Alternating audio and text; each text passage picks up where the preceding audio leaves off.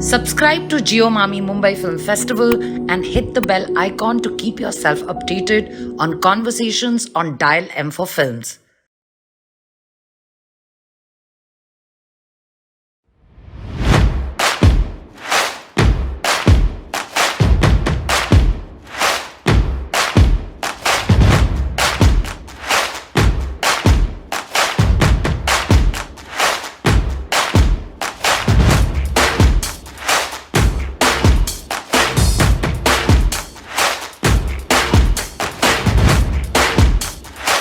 So many times you as a director just have to learn how to be calm and absorb. Honestly, every genre has been done. Every take has been done, because the only thing different in this entire thing is you and your take.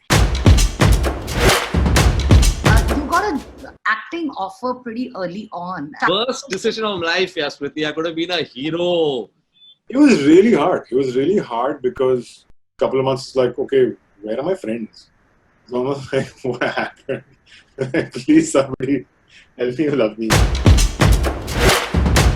Here we go to the nerd alert part. For the sake of brevity and for the sake of your understanding, I've taken the liberty to use a tool using steel plates. Really, I don't have a geometry box to make a chart. Do not laugh, please. Be kind.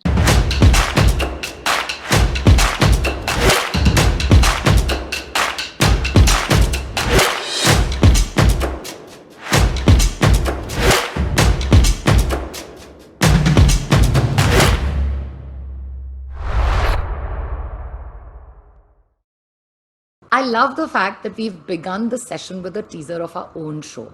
But in our defense, it is our way of thanking the incredible artists who have given us the gift of their time.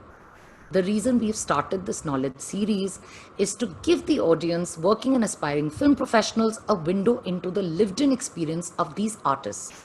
The learnings from experience are invaluable. Today, the person who has graced us with their time is actor Vicky Kaushal. Vicky is one of my favorite success stories. I watched Masan at the Cannes Film Festival. I cried a river, ate an unhealthy amount of sugar to keep it together, and came away with so much respect for the team of artists that had created this moving cathartic story. But the person who made the biggest and lasting impression was Vicky. By the time Masan broke into the scene, Vicky had already said no to a corporate job, assisted on Gangs of Wasipur, dabbled in theatre with Manav Kaul's Aranya and Nasiruddin Shah's Motley Group, done a host of short films like Vasanwala's Geek Out, small roles in Michael Winterbottom's Trishna, Love Shav Te Chicken Khurana, Bombay Velvet, and shot for Zuban, his first brush with shooting a film where he was the protagonist. He's the insider-outsider everyone loves. Even though he was born into the industry, his struggle was real. Vicky, welcome to Dial M for Films. Hi Smriti, thank you. Thank you for such a lovely introduction. And a big hi to everybody in the Mami team and everybody who's watching this chat live. Vicky, the thing is that, when I watched Masan, I know that, I came away with so much respect for the people who collaborated with you, but you were the one who actually made such a lasting impression when one watched that film, because you just came alive on screen and made that love story, hit all the right spots. And I remember that when we were discussing the title of this session, you told me that your entry into films was not supposed to be a surprise. There was a launch that was planned, but it didn't materialize. What happened? No, actually, there was no launch planned. There was no such launch planned. In fact, my journey had started in 2009, just after my graduation. And Absolutely. I knew that if there was one thing I knew about me stepping into this industry after quitting engineering and not taking up the job, was that I would never get a launch. This was one reality I was very much in sync with, So, and I knew that, and then that's when I started doing my, I kind of got onto this path. And from there on, the journey that has been very organic, and which has been, one step at a time. From an acting course to being an AD on Gangs of Wasipur to started doing theatre, and then started, auditioning left, right, and center. Then Zuban happened. Zuban was the first audition as a protagonist that I could really crack. Actually, first audition that I could crack. And then I shot Zuban, and then after that is when me and Neeraj, who was also an assistant director on Gangs of Wasseypur, we kind of bumped into each other, and he was already like, you know, he was in the middle of the research for Masaan and almost at the stage of starting the shoot. This was 1 month before we actually started shooting Masaan, and that's when you know, we bumped into each other, and he told me, and the earlier cast was very different. There was somebody in place who was going to play the part that I played, and eventually there was some weight problems or some problem that he couldn't do it, and the spot was vacant, and then I was auditioned and I got the part, and eventually I became a part of Masaan. So my journey till date has been very much you know, a game of destiny. I have only tried to do my best with little or whatever I could get, and I'm glad with how my journey is sketched out so far. We are also very happy how your journey is shaping up and how it's, you know, how it's just been this incredible 5 years of ascent. But I also wanted to ask you that you know, you are an insider outsider, just to quote how people are being categorized these days. Why were you very sure about the fact that if you wanted to get into acting, you will not get a launch, despite the family that you came from? So, just for the people who don't know, my father is an action director in the film industry for the past 30 years, and he's a technician. He's not an actor, he's not a superstar, he's not a producer, he's not a director, he's a technician. And there are hundreds and thousands and lakhs of technicians in the industry. When I was in the middle of my graduation studies, I told him that I want to join the industry and I want to be an actor. My family, on the other hand, wanted me to pursue engineering. They wanted me to do my post-graduation in America, get settled there, do an IT job. You know, nobody in my family, in my lineage of family members, has ever done a 9-to-5 job where it's a Monday to Friday job, and you know, Saturday, Sundays are off. You get monthly paycheck. So this is something that my father wanted for me. He never, like, you know, in that essence, he never wanted me to join the industry because of the fragile nature of the industry. And he had seen a lot of hardships, and me and Sunny, both my brother, we were not brought up with the nature that, you know, we were those hardships were hidden from us. They were very much in our faces. We've seen what kind of a journey he's gone through. So when I told him that I want to be an actor, he told me that, you know, see, the first thing I would make it very clear is that I will never be able to get you work. I am having my own struggles. I'm a very small technician, and in this industry, everybody's son or everybody's daughter or brother or sister wants to be a part of this industry, because that's the culture, that's the world that they have been brought up in. You know, so you're not alone in this. There are many, or in fact, everybody's sons or relatives want, their first choice is to enter this industry.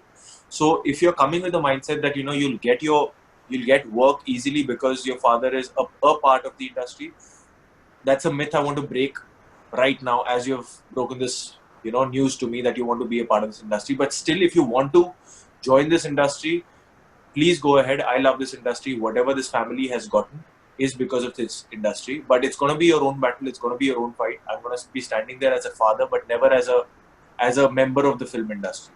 So that was put out very plainly, very politely in the very beginning. So in my journey, then henceforth, it was always, you know, the only rule that was set for me was you shouldn't be sitting at home. No matter what, you're struggling, you're auditioning, you're meeting people, whatever you're doing, 11 o'clock in the morning, you have to be out of the house, you know, and you have to find your way, you have to find your path. So that was there, that was made very, very clear in the beginning. You know, Vicky, I just want to forward this a little bit because I was there. So I just want to know that you joined Kishore Namit Kapoor's acting classes on the 24th of July, 2009. And your first film released exactly 6 years later on 24th July, 2015.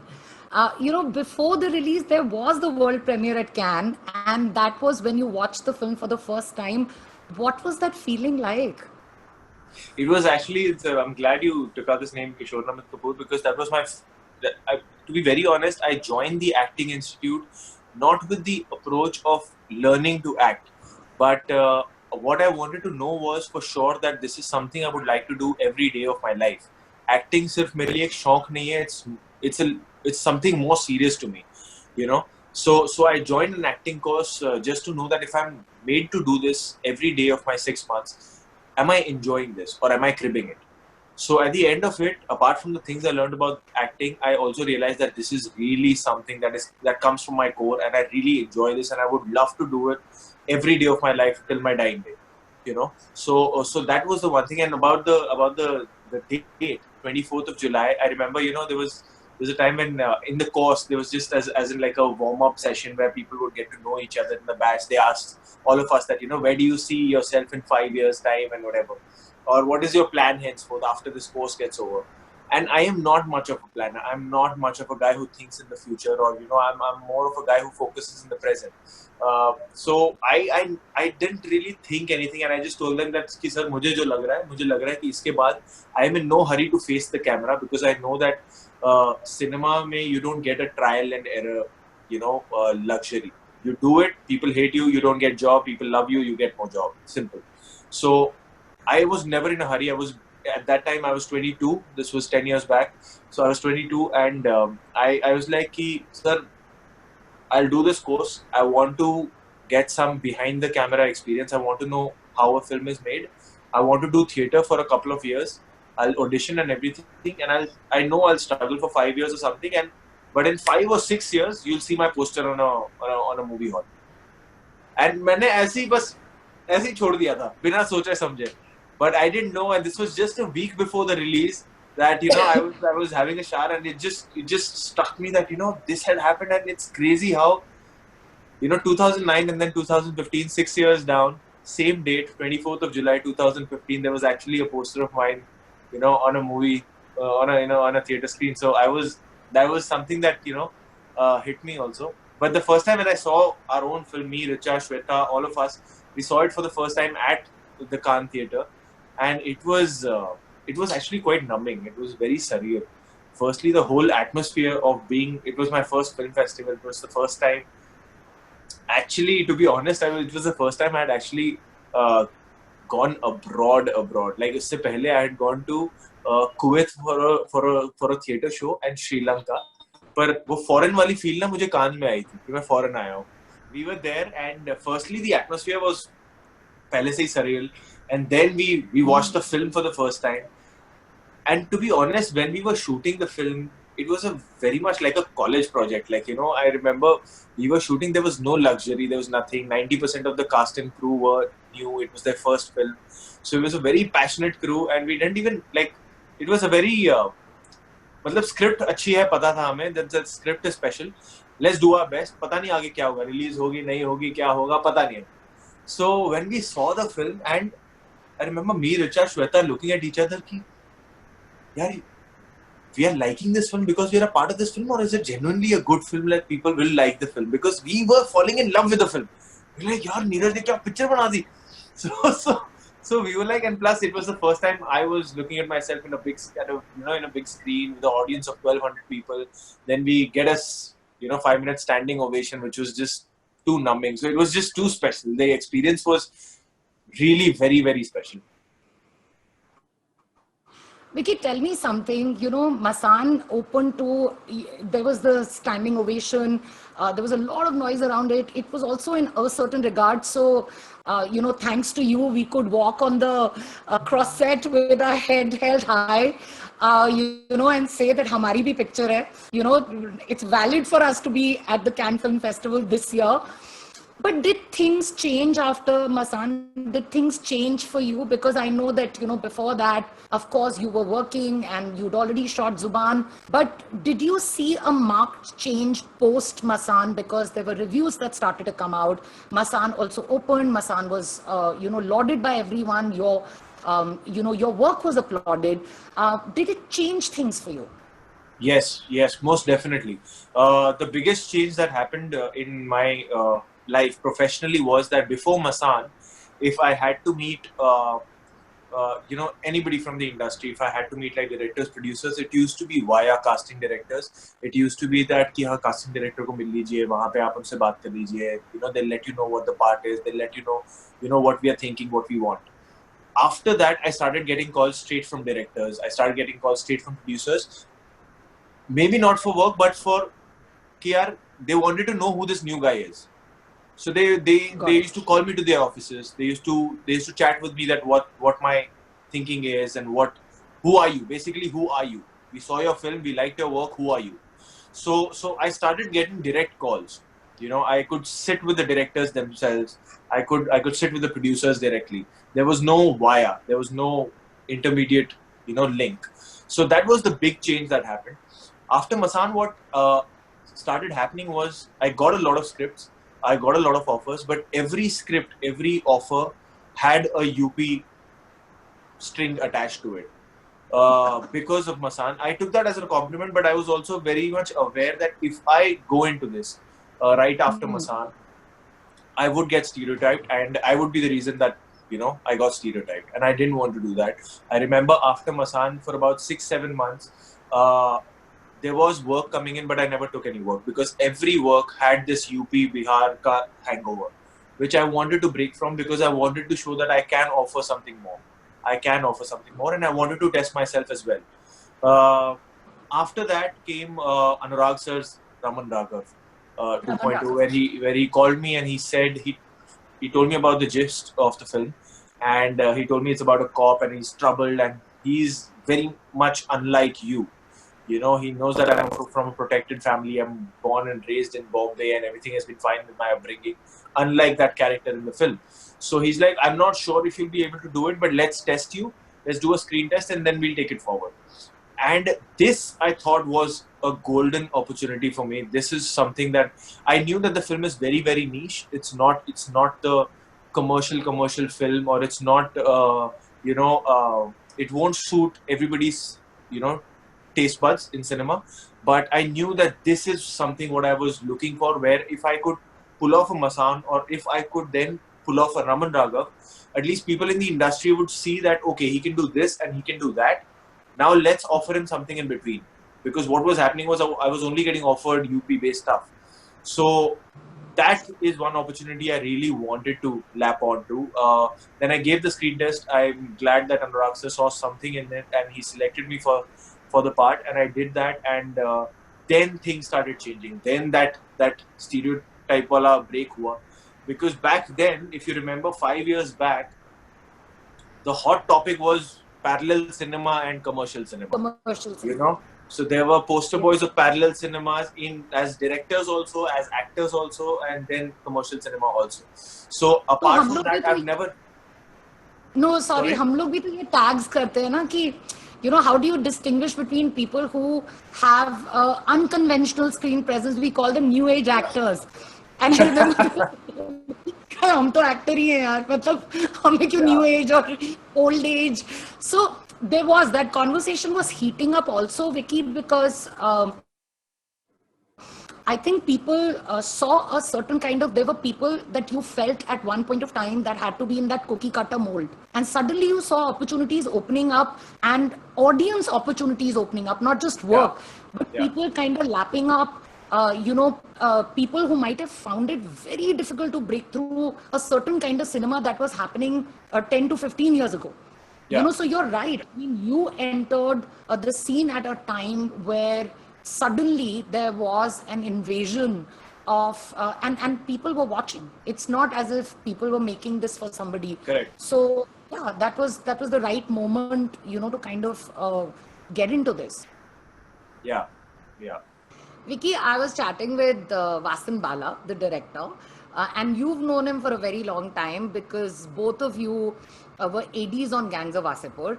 And he told me that, when Vicky came on board as one of the ADs on Gangs of Wasseypur, he was just lumped on us. Like, Anurag walked in one day and said that this is Vicky and he's one of the ADs, and he was the AD that nobody wanted around.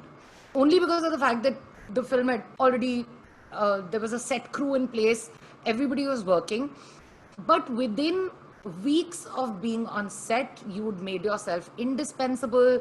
You got the validation of the one person that everybody seeks validation from on a Anurag Kashyap set, which is DOP Rajiv Ravi.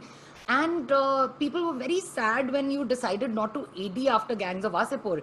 And Vasan also said that, you know, this is the story that repeats itself on every project that Vicky takes up. And he does that with so much, he does this entering people's hearts with so much grace and dignity that you actually don't feel that he's making an effort at all. So what is your secret? I'm sure, how do you make people who work with you fall in love with you? हमें भी बता दो, हमें tips चाहिए secret इसके का लिए।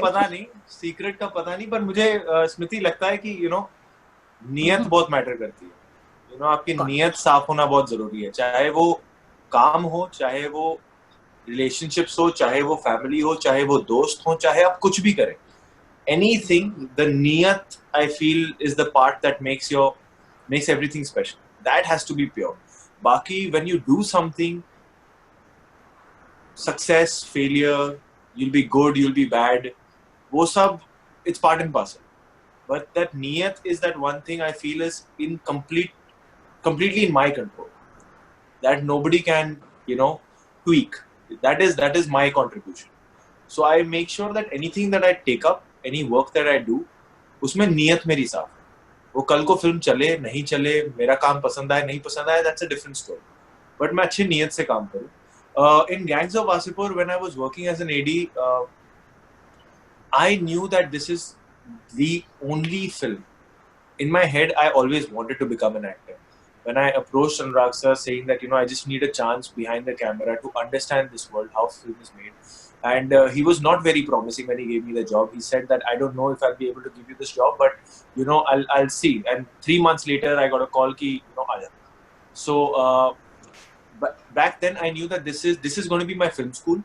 This is where I'm going to learn everything about everything behind the camera, and then I want to get on to my journey of becoming an actor. So I knew that this is this one opportunity I have.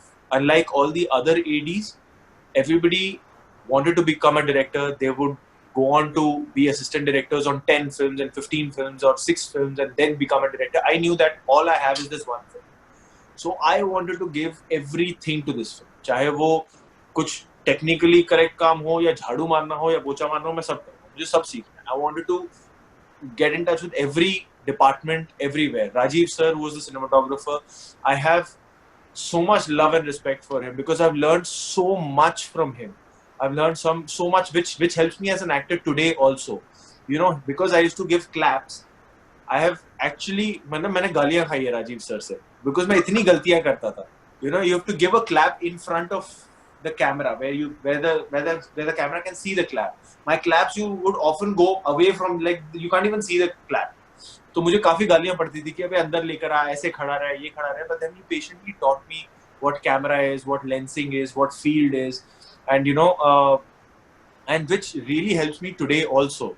Which really helps me ki, and also apart from anything else, Gangs of Wasseypur and the experience of working on that film just helped me how a film is made, how people from different walks of life, from different places, from different, I don't know, mindsets just come together to make one film, you know. And on an Anurag Kashyap film, the most special thing is that there is no hierarchy. There is no hierarchy. Everybody is respected. Everybody is a contributor. And that was a great atmosphere that I got to understand how a film is made, you know. And after that, I've just, see, my only thing is, Smriti, कि यार काम करो, and जो भी आपके साथ काम कर रहे हैं ना, वो खुश हैं आपके साथ काम करके. You know, वो घर जाए तो उन्हें लगे कि यार आज काम करके मजा आया. बाकी तो यार हम सब सीख रहे हैं, हम सब अच्छा बुरा काम सब करेंगे. But we should have a good time working, you know. So I am okay with being an 8 on 10 on talent, but I try and be a good person on set and make other people have a good time, you know. So ये कोशिश रहती है, but very thank you, Vasan, for saying such kind words. But you know, there is actually not great many learning people in know. that. Not many people know the first opportunity that I got, Smriti. The first opportunity as an actor that I got was Vasan Bala's Geek Out. you know, that he just called me for, and there was no audition, nothing, and he just called me for it, and he's like, "Chal, kuch karte hain, masti karte hain." You know, and that's literally what we did. But Vasan is a very integral part of my journey so far. There are very few people who know my journey in and out. Vasan is one of them. And Vasan says it also. He just says, he said Vicky को किसी ने नहीं बनाया, Vicky ने खुद अपने आप को बनाया है. I love that lens that Vasan has on, you know, being a part of someone's journey, and you know, it's just lovely for somebody to say that. Vicky, in an interview you said बेशरम और बेबाक रहिए, बस घुस जाइए. What did you mean by that? जब आप audition करते हो, जैसे ये चीज मैंने सीखी थी, बिकॉज आई एम मेरा जो अंदर का मदर बोर्डिंग है ना, that's of a very coy and थोड़ा सा शर्मीला लड़का है. She is not very outwardly. वो हल्का सा एक्टर बन के and being a part of the industry 5 years, it has opened me up a lot. But otherwise, the motherboarding is quite that, you know, a coy, simple boy. So when I started off auditioning, I realized that you have to be stubborn that this is what you want.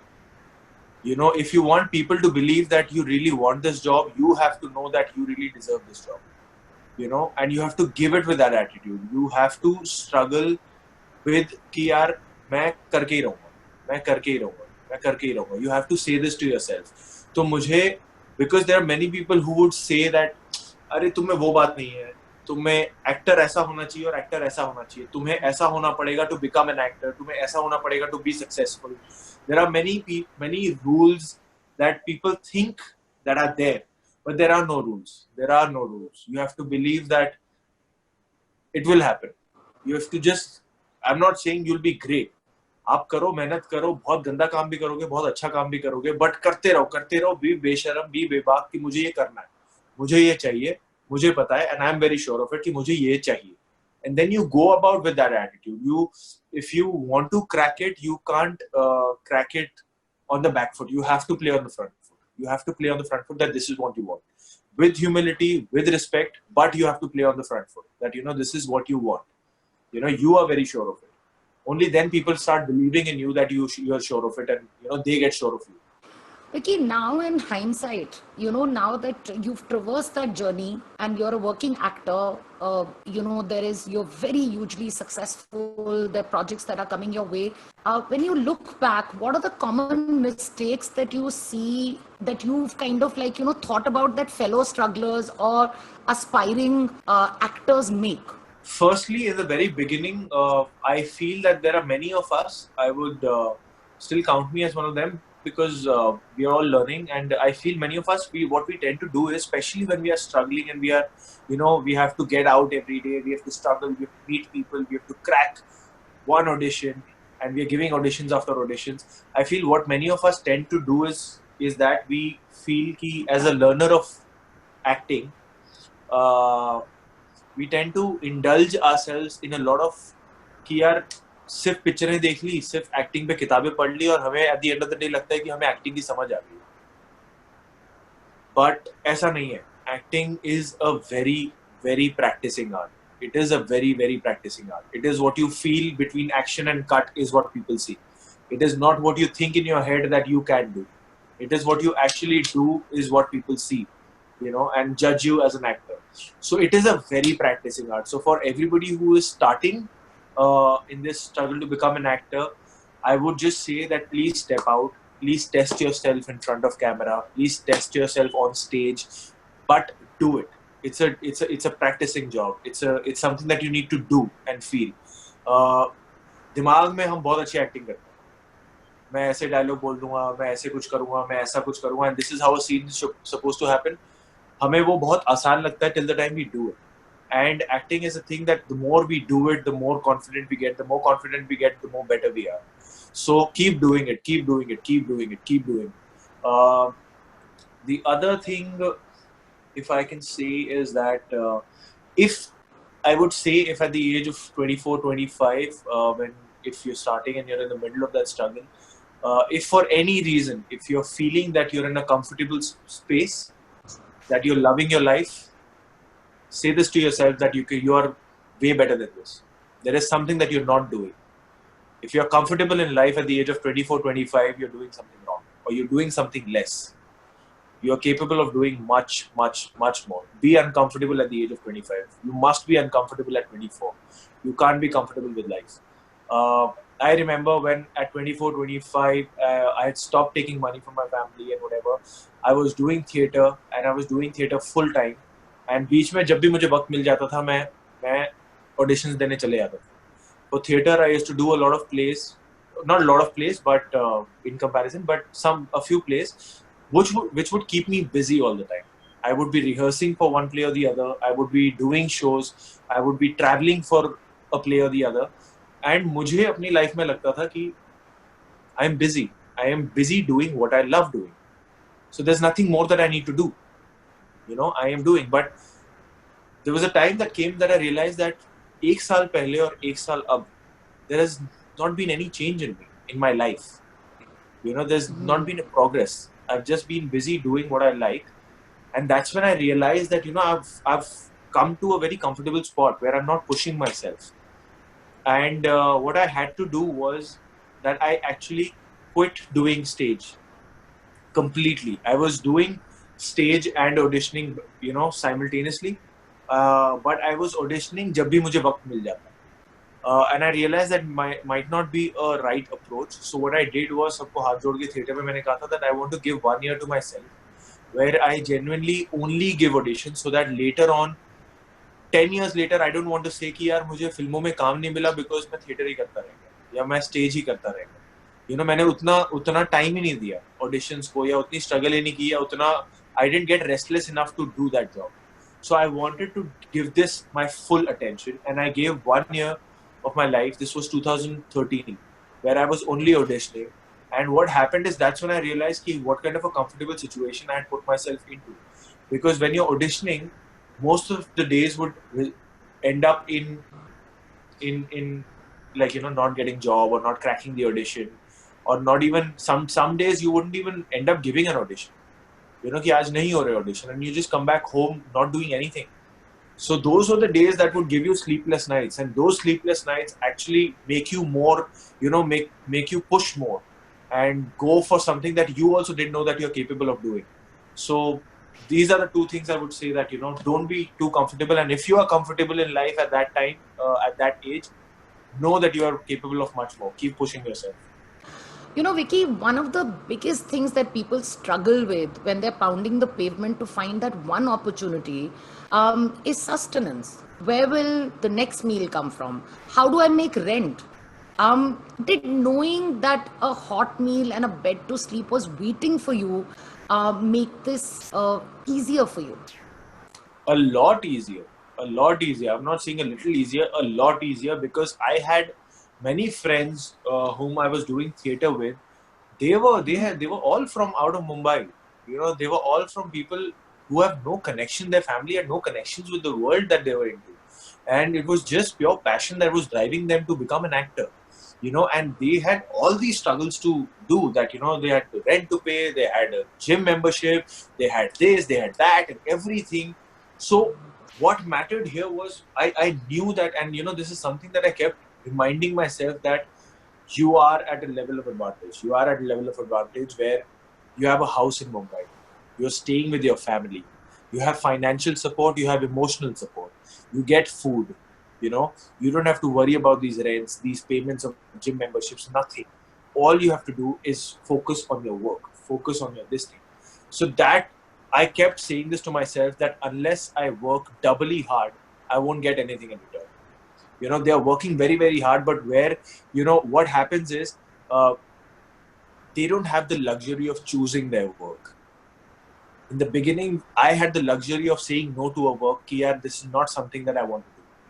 You know, they didn't have the luxury. My friends did not have that luxury because they had that rent to pay. They had those things to do. So I have immense respect for all those people who are, you know, living this life, which is already a struggle. Just living this life is a struggle.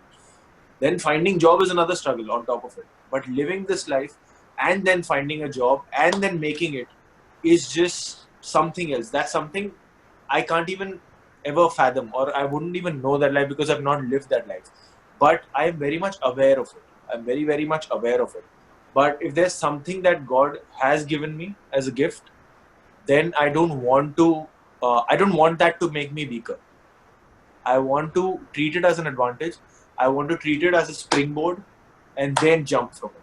So I think awareness is that one thing that helps you where you differ in terms of advantages or disadvantages, and then working towards it. I was very much aware of my advantages, and that's why I thought that the only way I can crack it or probably go ahead in the race was if they are doing a 10 on 10 in terms of hard work, I better do a 15 or a 20 on 10 in terms of hard work. Only then I'll be separating myself, because their passion to survive is always going to top my passion for this job. No matter how much I love this job, for somebody who's struggling to survive and then loving this job, that passion is always going to be, above my passion for the job. Vicky, one thing I'm really curious about, because the thing is that, and we'll come to that, but I wanted to ask another question. One is that, as an actor, because it's such a front-facing job, the adulation and the rejection both are very, like the adulation takes you to another high. The rejection is so crushing, and also in the way it's delivered. But what I want to know is that when that you always say in your interviews that that opportunity probably is just one phone call away. Don't stop trying. It is somewhere there. It's somewhere in the horizon. Just keep working. Now the thing is, there are a lot of people who carry this dream to be an actor, but everybody is not going to make it.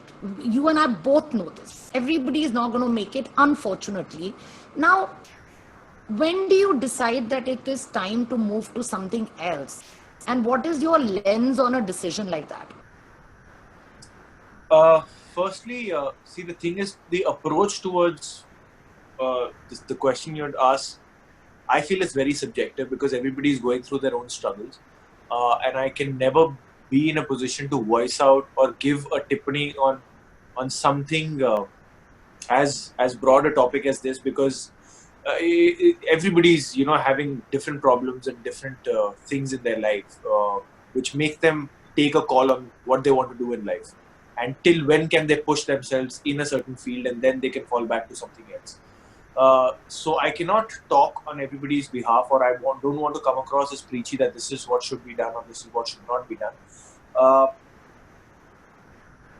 But if I attempt to answer this question, I feel, firstly, we have examples, we have stories where people have just struggled for years, be it Nawaz Bhai, be it Manoj sir, be it many other veterans and amazing people in the industry who've really struggled,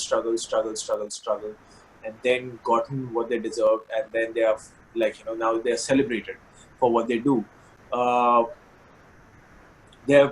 We also have examples who probably who came in so late, be it Amrish Puri Saab, be it Boman Irani Saab, who came in their late 30s as an actor, and then they got celebrated, but I'm saying, see, the thing is, if you're very, very sure of it, then firstly you have to accept that surety that you have, that you want this, is going to be tested.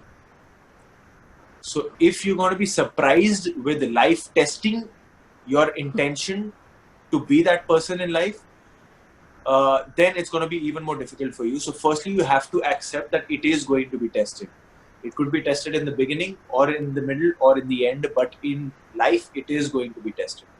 Secondly, success or failure, I feel, are both part and parcel. That's the other acceptance you should have, that both are going to be in your life. They are both going to come into your life and knock at your door at some point or the other. Sometimes success, sometimes failure, whatever. What should be important to you is that you enjoy the journey, you enjoy every bit of that journey, and you keep learning and you keep growing. The other thing I could say is that, see, the thing is, where the success ratio is so small, you have to give something to it that nobody else is giving. So that could be perseverance, that could be the patience that it demands, that could be the will, where my mom once told me when I was in the middle of this struggle, and I told mom, and I was very disheartened. And many of people who are aspiring actors would connect to this, that when I was auditioning for ad films, and that time we used to we used to get a budget of, like, you'll get 5,000 per day, you'll get 10,000 per day, 15,000 per day max.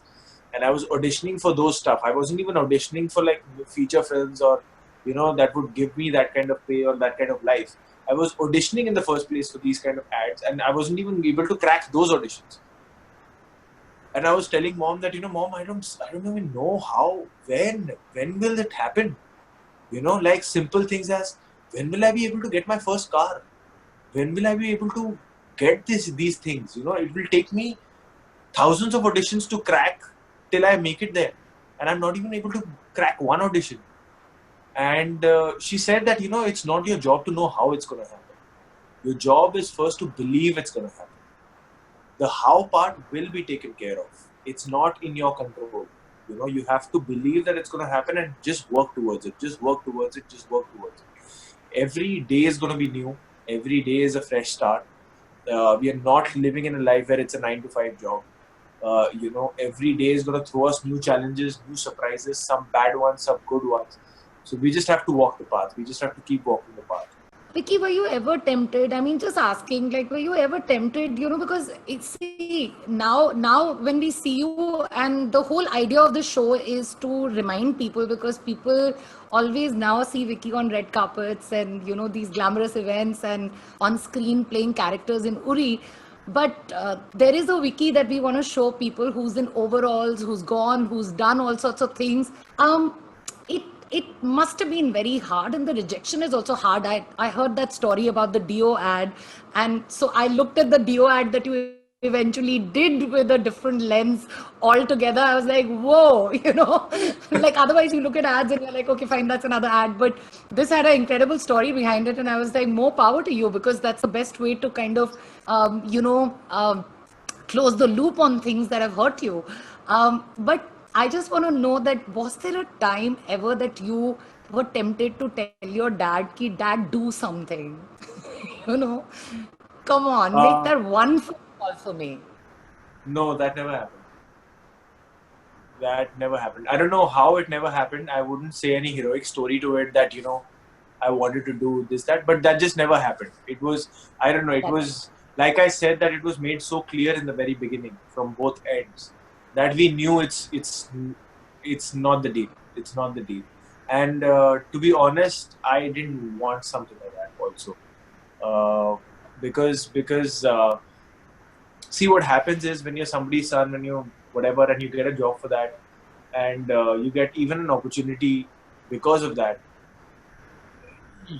you better be good. You can't then और गालियां पड़ती हैं कि अबे यार, ये काम अच्छा होगा तभी फिर बोलेंगे कि चल ठीक है. Then you have to surpass that, because that also, it's an advantage, but in terms of a perception, it is also a hurdle that you have to cross, because maybe you'll get your first opportunity, but after that you're going to get the work and the respect based on your work, your credibility, your capabilities. So that I don't know, that never happened. That I never reached that point. I was disheartened. I was always disheartened, and but that never reached the point. Vicky, I just want to go back a little bit, because you said that you are somebody who's, your DNA or your motherboard is wired differently. You're shy.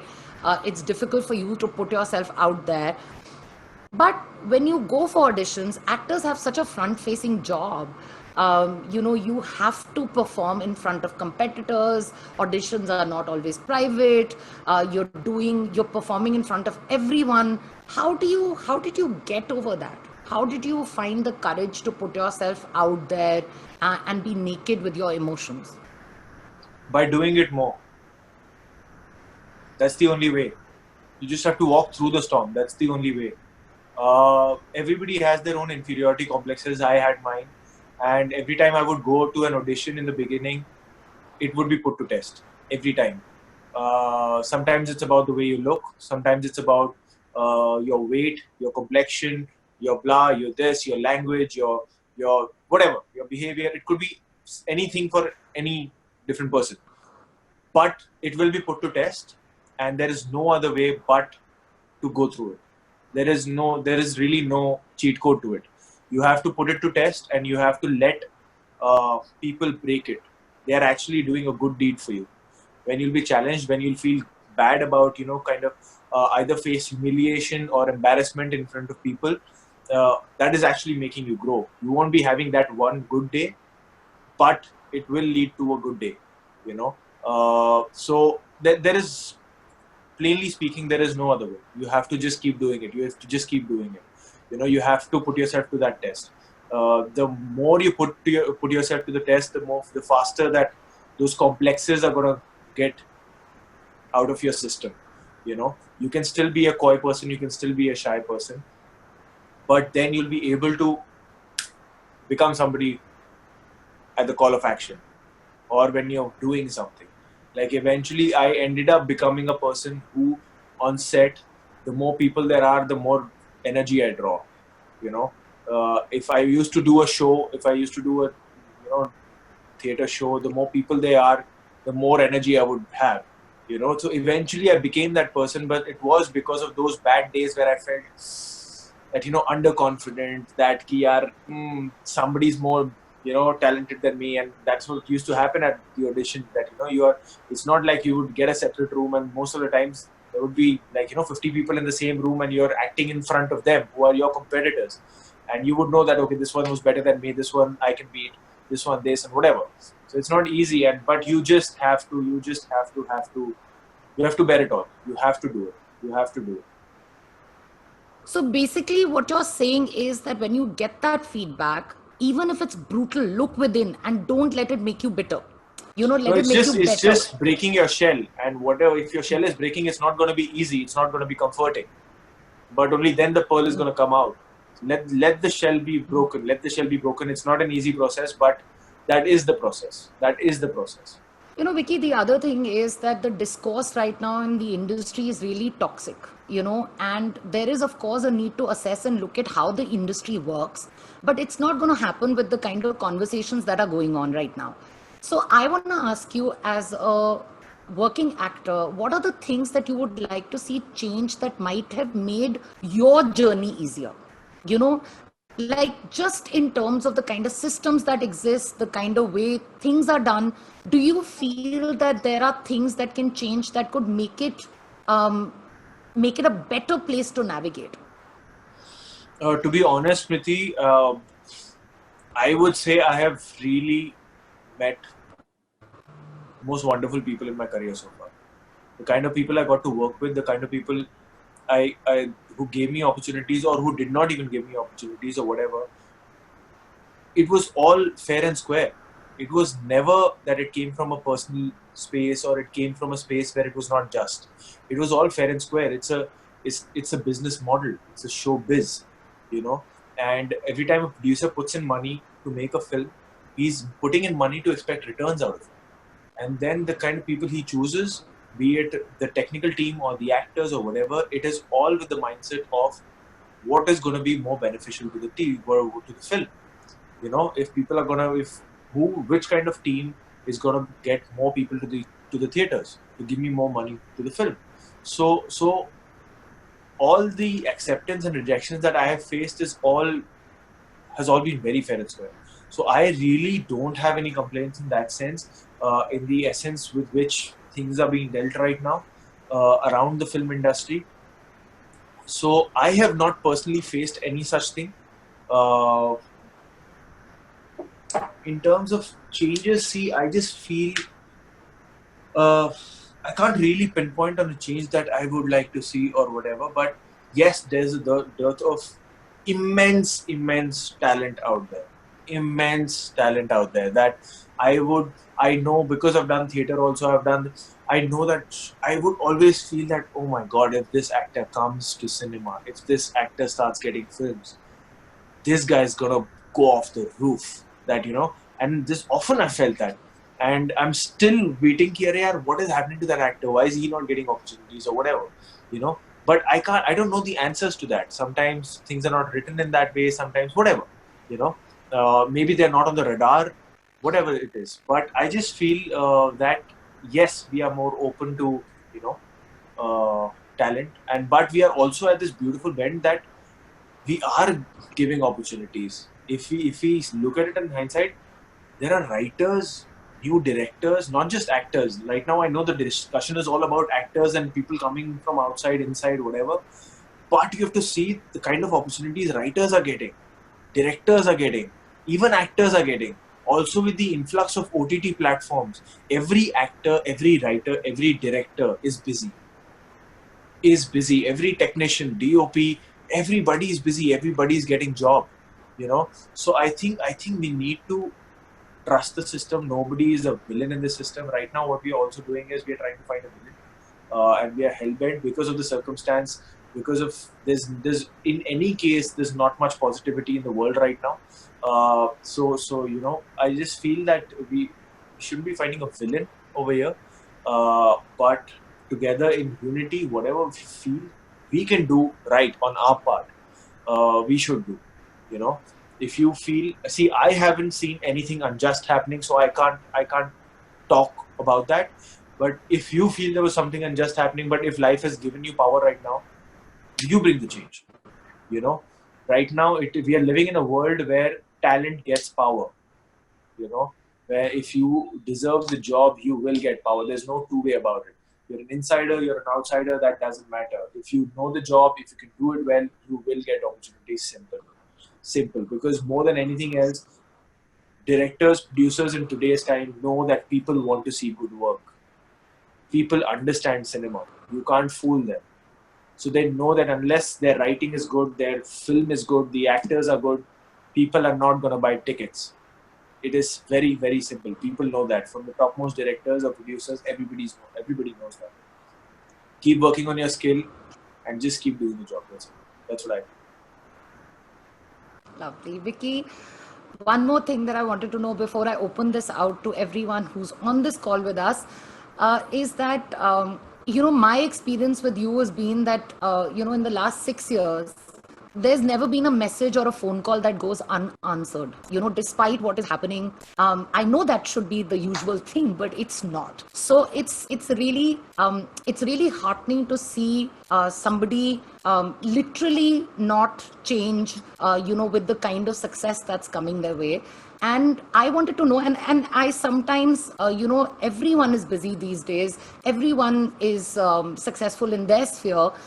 And I know sometimes, it is not done because there are malicious intentions. Sometimes you just don't have the time. Now, I want to know, in these 5 years, how have you, because the first thing people say, he has changed, he's flying. How do you keep yourself grounded? And the second thing is, how do you manage time and people? I don't know.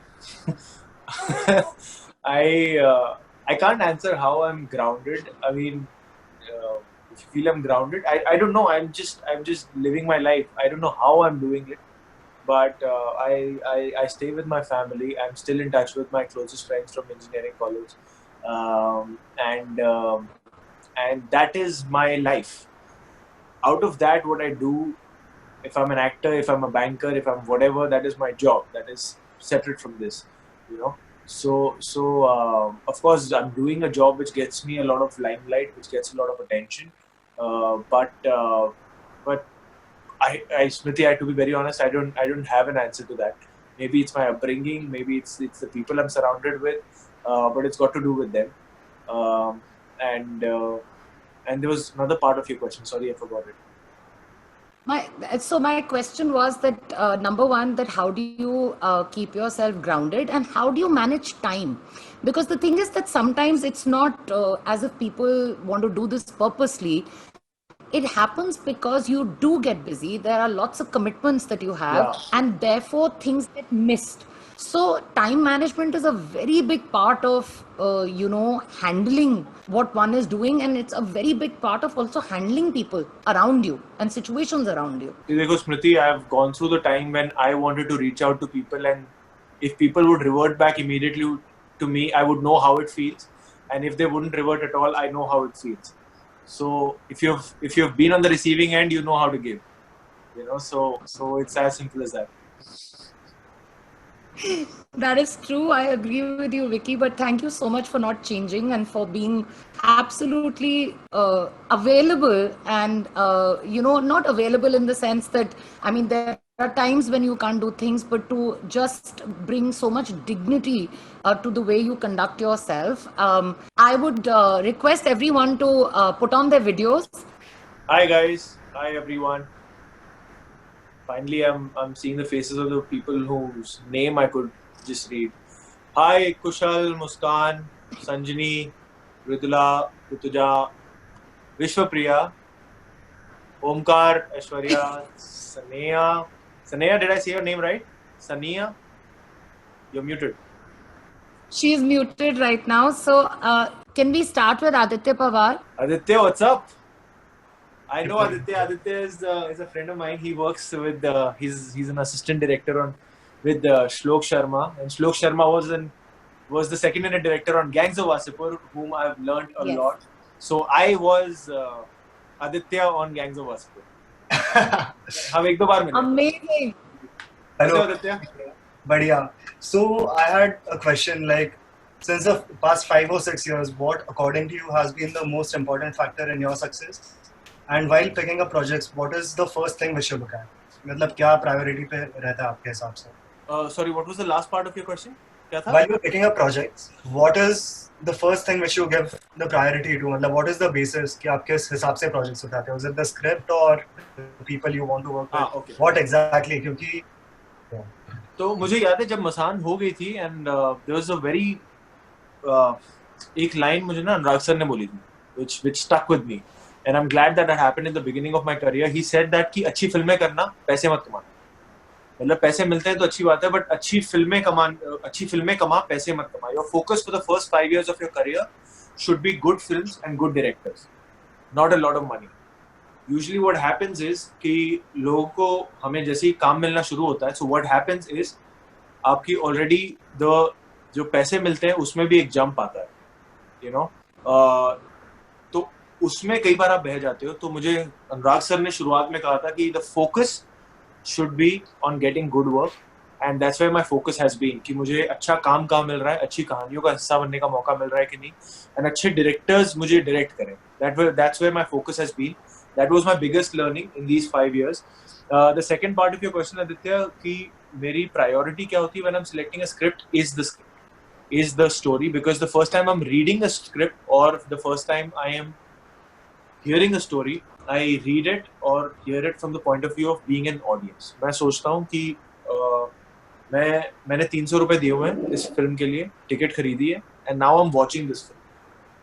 At the end of the film, if I'm feeling as a happy customer, as a happy audience, first tick box has to be that. Apart from मेरा role क्या है, बाकी जो भी है वो बाद में आता है. First as an audience, if this film would have a good impact on me, वो पहला है. उसके बाद में obviously who the director is, because it is a director's meeting. And then of course, if my part, have I attempted something like that abhi recently, yeah, it is how fresh that part is for me. How challenging is it for me, and how new is it for me? These are the 3 things that I always keep in mind. Hello, sir. Sir, first and foremost, very big fan of yours. So, my question is, we are living in a world which is very demanding, and you also spoke about the success rates. So, there is a need to stay relevant. There's a need to upgrade yourself constantly so that you never lose your market. So what, according to you, or I would really like to understand what goes behind an actor's process or any artist's process to always have his or her demand so that, he's relevant, he's always required, despite the fame and fan base you have. Mridula, I feel the relevance in the kind of work we do, say suppose I do a film A or film B or film C, the relevance comes from the writing, not from your work. In terms of acting, all you have to do is you have to be honest to the text you're committing to. The relevance comes from the writing. All you have to do as an actor to be relevant is keep doing an honest job. if you're connecting with the audience in the role that you're doing, you're relevant. Then baki, if the subject in discussion is relevant or not, that's a different discussion. That's what I believe. I could be wrong, but I never think of it from that approach, because that is something that the writers and directors have to think in the way they are writing, and the director in the way he's presenting the story to the audience. But an actor had to be honest to the text in the 50s, in the 60s, in the 70s, and 100 years from now also. Our job is that if we are crying, we have to be honest. If we are laughing, we have to be honest. In whatever emotions we are portraying, we have to be honest. Till the time we are honest, we'll be relevant. Hi everyone. First of all, I want to thank Smriti ma'am and the entire team of Mami for making all these sessions possible. You have no idea what a great job you guys are doing for people like us who are stuck in our homes right now. And coming to my question, hi sir, hope you're doing well. यार एक तो सब मुझे विकी बुलाओ यार, sir मत बुलाओ कोई. अच्छा ठीक है. हाय ऐश्वर्या. हाय. मेरे माँ बाप ने बहुत सिंपल नाम रखा है मेरा. हाँ जी. So मेरा क्वेश्चन एक्चुअली एक राइटर के पॉइंट ऑफ व्यू से है, क्योंकि मैं एक एस्पायरिंग राइटर हूँ. तो what I want to know is कि अक्सर फिल्म सेट्स पे कई बार डायरेक्टर और राइटर सेम होते हैं एंड कई बार दे डिफरेंट. Like Manmarziya में you are Kanika ma'am, and even in Masaan there was a different person. So ये चीज़ सबको पता है कि राइटर और डायरेक्टर की डायरेक्टर और एक्टर की एक रैपो होनी चाहिए, एंड देन वो पूरा विजन क्रिएट होता है. But what is the rapport and how do you connect with a writer on set, and what do you feel like, because एक वो responsibility होती है कि उन्होंने एक पूरा framework दिया है मूवी के लिए, तो उन characteristics को एक character की how do you relate with the writer and how do you connect with them to bring that out, and what are the traits of a writer as well that help you out in order to connect with characters? Aishwarya, firstly मेरे साथ जो हुआ है, the examples that you do, Masaan, Manmarziya, यहाँ पे actually my rapport with the writer and the director starts building a couple of months before we actually go on floor. Be it Sanju also. This is Sanju was also written by Raju sir and Joshi sir. So because when we start workshopping for the film, when we start rehearsing our lines, when we start jamming with the director, like my personal approach towards any character is, from the moment I'm locked for the film, I start spending a lot of time with the director and the writer, because I know when a writer writes a script and which reaches a draft, which the draft is sometimes the 10th version or the 12th version or the 20th version of that draft, I know there's a lot that was filtered out by the time the script reached me, and then by the time the script that we'll actually shoot. तो मुझे I actually also want to know from the writer कि क्या-क्या उन्होंने निकाल दिया और क्यों निकाल दिया. What made you feel that this is what is required and the rest is not required? Because they have thought and been with the character way before I have joined the film. So I want to know their process of writing also, कि क्या-क्या सोच के आपने लिखा, क्या-क्या सोच के आपने नहीं लिखा जो आप लिखना चाहते थे, what you thought didn't make them cut in the script and why it did not, and everything. For me also the energy really matters. So कई बार तो हम बैठ के सिर्फ ऐसी बातें करते हैं just to match and come to a common frequency, and that always helps while making a film, that we know एक दूसरे का temperament क्या है, एक दूसरे की likings क्या है, sensibilities क्या है towards film making, and the joy is about working in different films is that you work with different writers, you work with different directors जिनका ये temperament and way of looking at cinema is different, so you keep learning and you keep growing. But my process for building that rapport starts a month or 2 months before we actually go on floors, by spending time with them, by working on scenes, and then usually वो discussion से ही आती है. Like Masaan में Neeraj and Varun, they were writing Masaan for over 2.5 years before I even joined the film. So I spent a lot of time with them. They were much more aware of the culture of Banaras than I ever was. So I would spend a lot of time with them about the things that they've found about Banaras, which are not a part of the film. But I really want to know their worldview, because at the end of the day, actors are only mediums through which their story is going to the audience. Exactly. We are only mere mediums. So unless I know what their vision is, I can't portray that vision with in a very justified way. So for me, that matters a lot. When even if The writer के साथ, especially your question was based more on the writer's perspective. Writers के साथ में ज़्यादा bonding happens before we actually start shooting. After we start shooting, you automatically get inclined to relaying it more with the director, because he's taking the shots and calling it and executing it.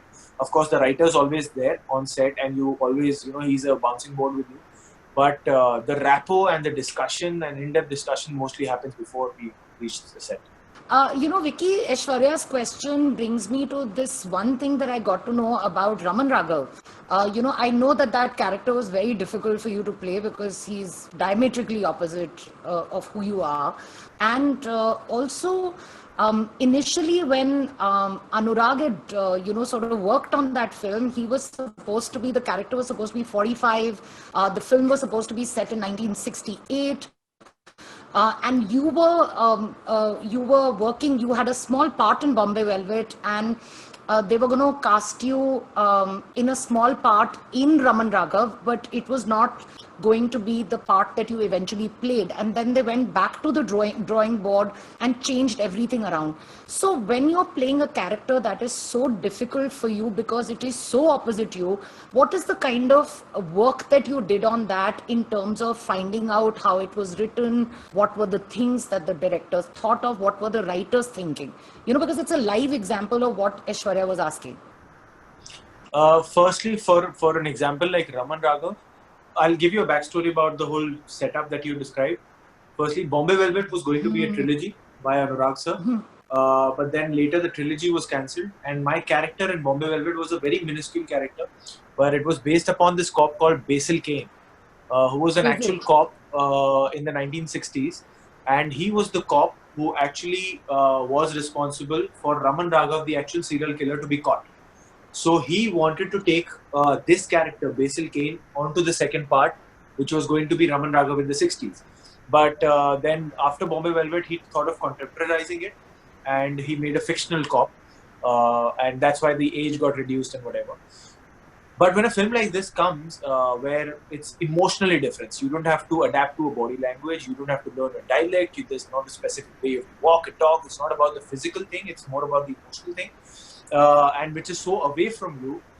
Firstly, yes, you have to surrender to the director, you have to let him fill your empty cup, you have to go with an empty cup, and with especially a director like Anurag Kashyap, you have to go with an empty cup because he improvises a lot. He thrives on chaos on a film set. He thrives on writing it on set. He thrives on the geography, the costumes, the things that the location provides, everything. So you have to always be ready for new script to come.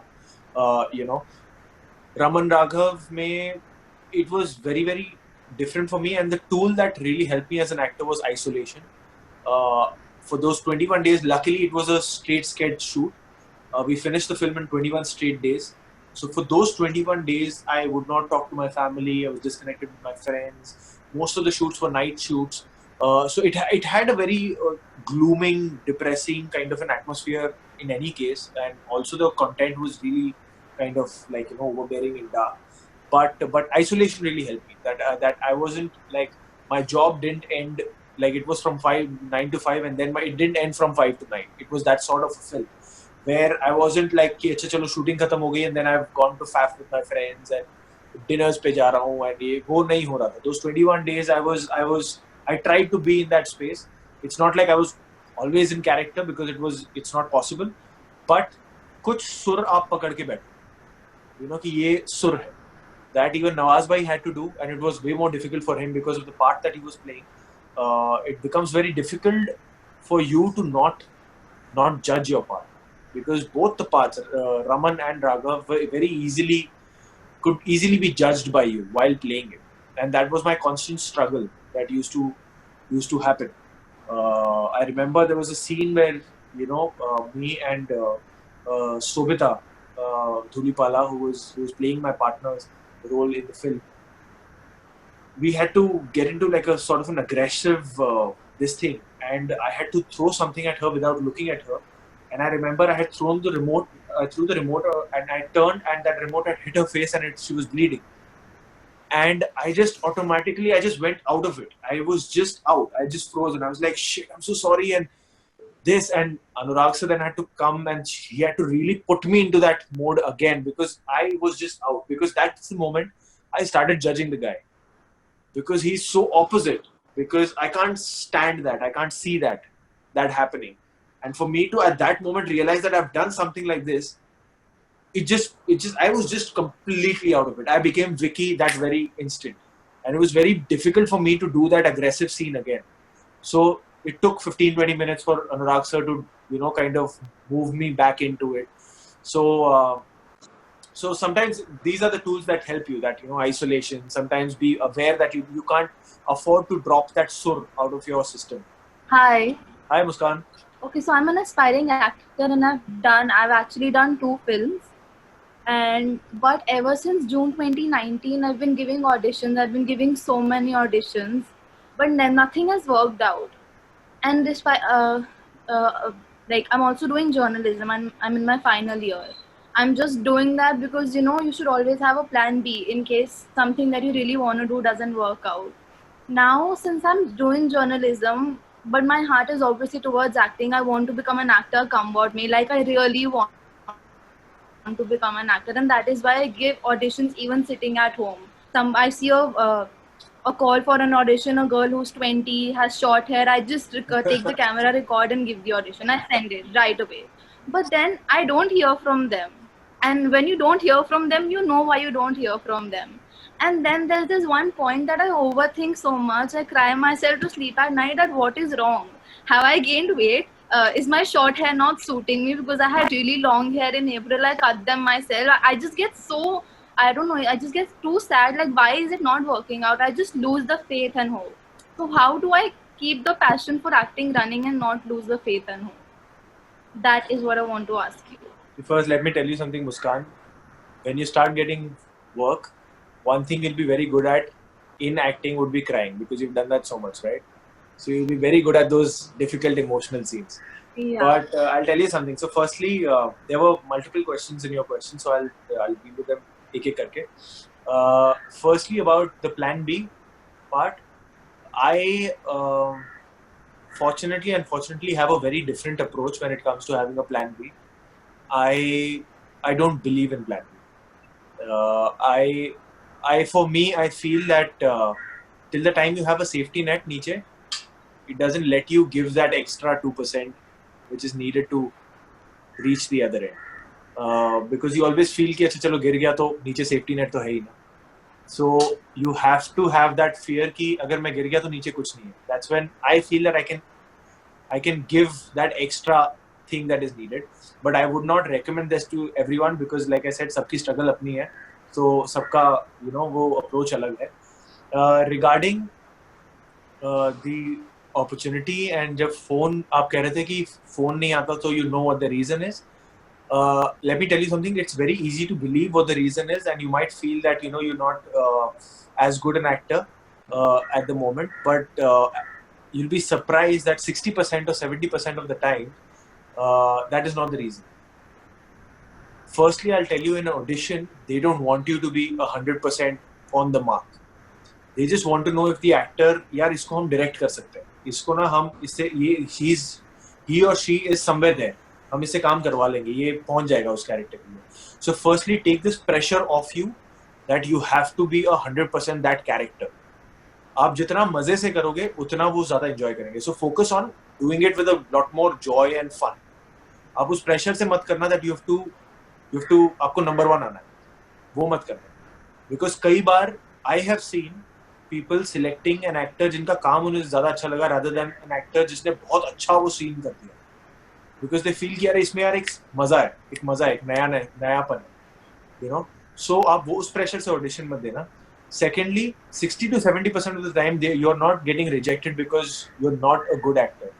60 to 70% of the time you're getting rejected because वो role उस तरीके से नहीं लिखा गया, या वो writer नहीं समझता कि नहीं यार मैंने ऐसी सी एक लड़की नहीं देखी थी, शायद ऐसी वाली एक लड़की देखी, या उसकी requirement ऐसी थी या वैसी थी. It's not a judgment on your acting. So आपकी acting 60 to 70% on point होती है, और इसी basis पे मुझे कई बार for the first 3-4 years, Muskan, I could never crack an audition. I would reach the top 3 and I would never crack it. और मुझे यही समझ नहीं आता था कि मैं क्या एज एन एक्टर कम कर रहा हूँ. एंड देन लेटर ऑन जितना मैं और काम करता गया and I got to know the other side of it, I realized कि वो मेरे एक्टिंग के दम पे मोस्ट ऑफ द टाइम्स वो मुझे रिजेक्ट नहीं कर रहे थे. इट्स जस्ट दैट कि सम टाइम उन्हें दिख गया कि यार कि हाँ यार हमें ऐसा एक लड़का चाहिए था, या ऐसा दिखने वाला, या कद उसकी ऐसी होनी चाहिए, हाई ये इसका ऐसा होना चाहिए, वो उसका. उस बेसिस पे वो कैरेक्टर भी कई बार चूज करते हैं. उनकी प्रायोरिटीज बहुत होते हैं, क्राइटेरियाज बहुत होते हैं. So don't take it to your heart that आपके एक्टिंग में कोई कमी है. हो भी सकती है, that you need to keep working on, but it is not a rule that is the criteria. Like Smriti also had pointed out that I truly believe that one opportunity that you're looking for is just a phone call away. मेरा वो phone call आया था after giving easily about 1500 to 2000 auditions. So, but उस phone call के बाद I got that one opportunity, and then people started giving me more phone calls after looking at that opportunity. So don't lose hope is all I can say. I know it's easier said than done because I've been on that side, but वो सबकी अपनी journey है. You know कि कईयों के पहले audition पे ही call आने शुरू हो जाते हैं, और कईयों के you know it's the 1000th audition और the you know whatever, like in case of Nawaz भाई, और उनके तो पता नहीं कितने सालों के बाद वो ऑडिशन या वो कॉल आया था. तो आई एम सेइंग कि I would just say don't lose hope, but आप करते रहो, बिकॉज व्हाट मैटर्स इज जो आप कर रहे हो अभी और करते रहोगे is not gonna be easy, but please करते रहो. And it's going to take just one call, one opportunity. You're going to be given the opportunity to face the camera, and then people are going to see कि अरे यार वो जो उसमें वो लड़की थी ना उसको ले लेते हैं. So तब आपको फिर you know उससे जाना जाएगा. So मैं चाहूँगा, I don't know your life, but please be at it. आप छोड़िए मत. If you're really passionate about it, आप करते रहिए. बाकी जर्नलिज्म तो है. Hi. Hi Khushi. Hi, so I would like to tell you I'm a big fan after Raman Raghav, and I love to listen the things you told about Raman Raghav. So I'm pursuing BA Journalism and Mass Communication, and I want to become a director because my specialization is video production. So from the last 2 films, the directors are debut directors. Yes. So, and you're being called like a lucky charm for the debut directors. So I wanted to know that, because it's their first film, so they given their all, they have nothing to lose. So is it that's the reason you work with them, or is it the script? Firstly, it's the script. Khushi, firstly it's the script, and if I like the script, if the script has resonated with me, then I sit with the director. And if he's a debut director, maybe यार मैं कोई veteran नहीं हूँ, मुझे भी 5 साल ही हुआ है, तो मैं भी नया ही हूँ. But I sit with the director, and then I try to see what his vision is, because I feel that any given script can be made in 100 different ways by 100 different directors, you know. So then I want to know कि यार जो वो सोच कैसे रहे हैं to present this story, you know. So फिर उनके साथ थोड़ा जैम करता हूँ. Sometimes in the first meeting I know that बात बनेगी नहीं बनेगी. Sometimes 2-3 मीटिंग लग जाते हैं, and it's not like I'm judging them, but it's just to know that कि यार हम same space में आ रहे हैं या नहीं आ रहे हैं, या मैं समझ पा रहा हूँ या नहीं समझ पा रहा हूँ, या you know उनका आउटलुक कैसा है. So but first is the script, and then I start jamming with the director, and then you know. But that is never the case कि अरे यार first time director है तो नहीं करना चाहिए, या first time है तो करना ही चाहिए. ऐसा कोई रूल नहीं है मेरे लिए. वो first time director doesn't really matter कि वो पहली बार बना रहे हैं या दूसरी बार बना रहे हैं या 200th टाइम बना रहे हैं, वो फर्क नहीं पड़ता. वो एक्चुअली वो कई बार प्रोड्यूसर्स को फर्क पड़ता है, मुझे नहीं पड़ता. But Vicky, tell me one thing. I'm curious about your selection process. Like in the sense that when scripts, like now there must be a host of scripts that are sitting with you. How do you, what is your process like? How do you take out time? Do you read it yourself? I know that there is a whole culture of narration also. There is a whole culture of sending the script to you and you reading it. You know, the thing is, how do you manage that time? How do you take creative calls on, because the script's coming your way, I'm assuming must be a lot. So firstly, if it's left up to me, then I'm more of a reader than hearing a narration. So I'm more of a reader, but then I also know that sometimes some directors have a knack that they can present their film in a better way to an actor by narrating it rather than by letting him read it. So I leave it up to them. If they're comfortable in that sense, then I would like to read it. But if they are You know, if they're wanting me to hear it from them, then I don't even mind that. When I'm, like I said before, I am the first meeting that I have. If I'm reading the film, then I try and read it in one go. I never read it like कि यार चलो गाड़ी में पढ़ लेते हैं, फिर van में पढ़ लेते हैं, फिर घर में पढ़ लेते हैं, फिर ये करो और फिर पूरा 1-2 दिन लगा के आप स्क्रिप्ट खत्म करो, वो मुझसे नहीं होता. I rather tell them that I'm going to take 2 weeks, but I'm going to finish this shoot and then I'm going to give this one day where I'll sit for 3 hours and read this script, because it is very important for me to know how the film, how the story, how the characters are making me feel. Because when I'm watching the film, I'm going to be watching that film. I'm not going to break it and go in and out of the theater. So I need to know what experience I'm feeling as an audience. That is very, very important for me. And then after that, if that is where I've clicked, then it's about who's directing it, what my part is, and if it's something fresh and if it's something that I've not done before, then I get all the more excited. So yeah. Hi Vicky, firstly I would like to say I'm a huge fan of your work. I mean, thanks Arya. I mean, a lot of actors, we tend to typecast them, but amidst all the movies you've done, each role is so different that I'm not able to it's a really good thing that I'm not I can't put you in a particular genre. So my question was that, so when you do a film like Sanju or a film like Uri, vis-a-vis a movie like Masaan, which is more offbeat, what would be the changes in your acting process? Are there any changes in your acting process when you Sanju is a more commercial film compared to Masaan? So are there any differences in your acting process? Acting process nahi main kahunga, but your research and your homework to be that character, usme difference aata hai. Be it Masaan, of course, Masaan and Sanju, they are completely different worlds of cinema. Yeah, exactly. So the approach, like I said, when you jam with your director and your writer, you know what kind of a film and which way they are going to make it. So with Masaan, I knew that Neeraj and Varun both wanted to be as realistic as possible. So be it the dialect, we had to crack it. Kashi, it can't be the generic UP ka tonality which you see in Bollywood. It had to be Banarsi Kashi. Then जो world वो दिखाना चाह रहे थे about the crematoriums and the ghats, वो I knew that it was going to be dealt and it's going to be shot in a very realistic way. So my character, in terms of his performance, in terms of his pitching, in terms of what he does, has to be underplayed and not overplayed. So the approach was to be as honest as I could to the world and to the character, but also to kind of, in the writing also, if you notice, if you read the script of Masaan, I think it's on some portal, I'm forgetting it, but the script of Masaan, I think, is available. If you read the script, you'll realize that the performance in the film was actually in between the lines. It was not in the lines you see. And sometimes it happens that way. Like Sanju, the performance is in the lines that you say. In Masaan, it's in the lines that you don't say. It's in the things that are not said in the film. Razi was another film like that, where the performance was in the things that you don't say rather than in the things you say. So उसमें एक अलग तरीके का आता है कि कि इसमें ठहराव की जरूरत है. इसमें it's more to do with your eyes. It's more to do with how your body behaves. You're going to say a lot with that. With a process like Sanju, I knew that it's more how much you project it. It's a setup like that. It's a narrative like that. It's a character like that I'll have to project the Gujarati dialect.